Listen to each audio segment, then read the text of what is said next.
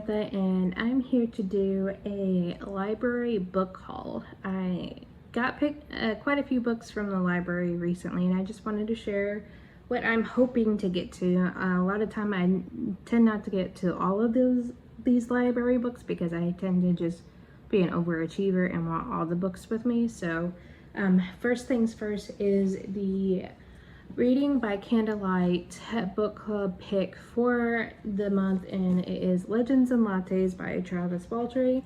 This has been described as a cozy fantasy about a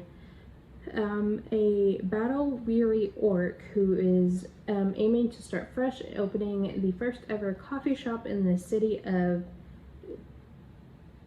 Thunune. I'm probably butchering it, but old rivals and new stand in the way of success, not to mention the fact that no one has the faintest idea of what coffee it actually is.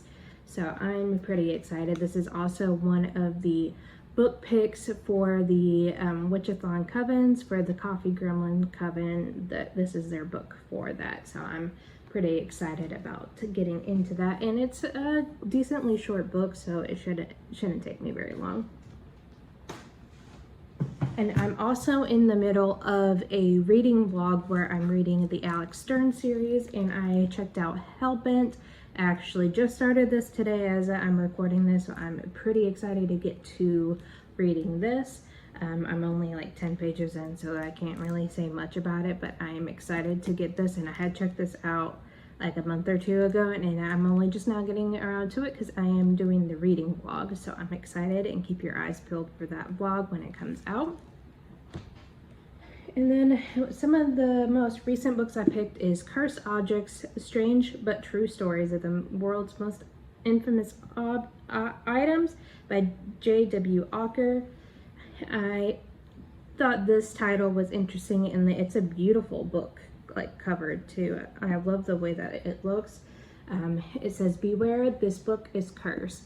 They're lurking in museums, graveyards, and private homes. Their often tragic and always bizarre stories have inspired countless horror movies, reality TV shows, novels, and campfire tales.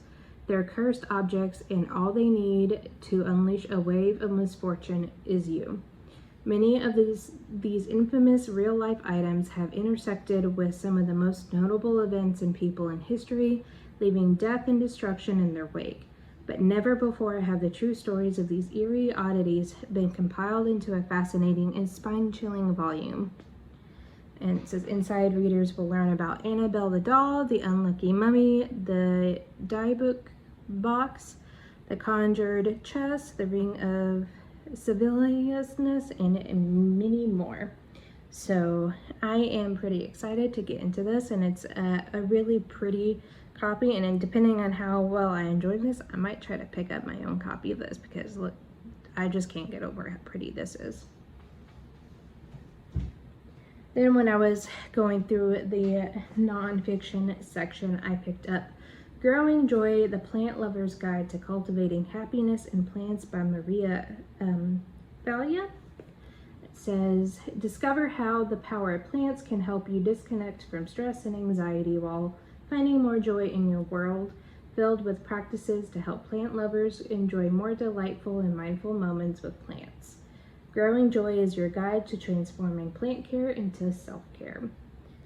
And the author is the host of the beloved podcast Bloom and Grow Radio, which explores the science behind our love of plants and shares how your plant collection or garden can become your greatest teacher on the road to self-development.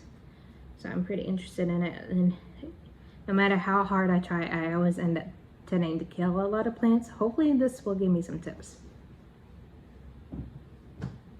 And then I picked up this graphic novel, Book Love by Debbie Tung. I really loved the Everything is Okay book by her that I read last year, and I happened to come across this when I was kind of just perusing the graphic novel section, and it's a pretty short and sweet graphic novel, so I'm interested in seeing this.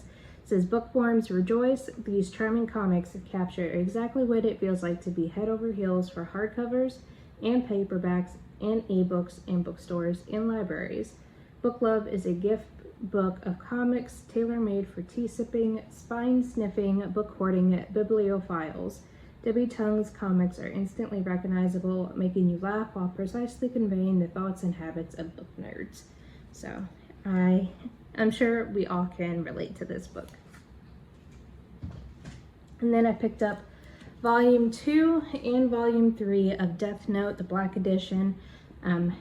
This is pretty well known. It is a manga that is based off of the death god in Japanese lore, which I'm really interested in getting into. And I had also started watching the anime, but I had put it down for some reason, so I'm excited to get back into this world.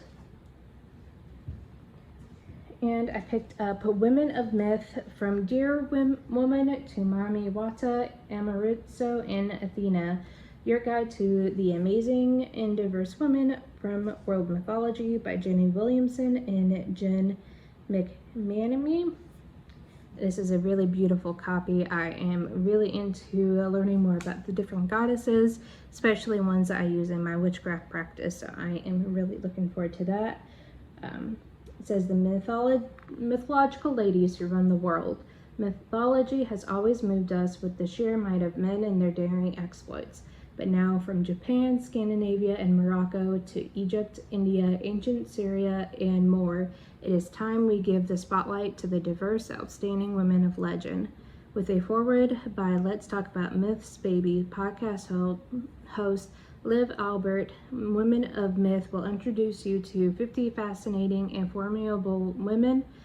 Inside, you will discover mighty goddesses, brave heroines, awe-inspiring queens, and wondrous creatures, such as Atlantia, Pele, Dua, La Llorona, and then you'll uncover the captivating and complex women of ancient mythology and folklore around the world.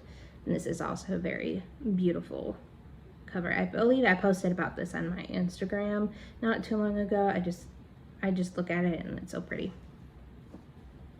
And then I've been trying to get better about trying to learn more things, and I'm taking a Coursera free online course about ancient Egypt. And one of the recommended reading texts is Ancient Egypt by David P. Silverman. I've only just picked it up to kind of as a reference when I am studying. So that is what I got from my local library. If you had read any of these books, let me know in the comments below, and like this video if you liked it, and hit subscribe to keep up to date with any videos that come out with it in the future. Until next time, you guys, bye.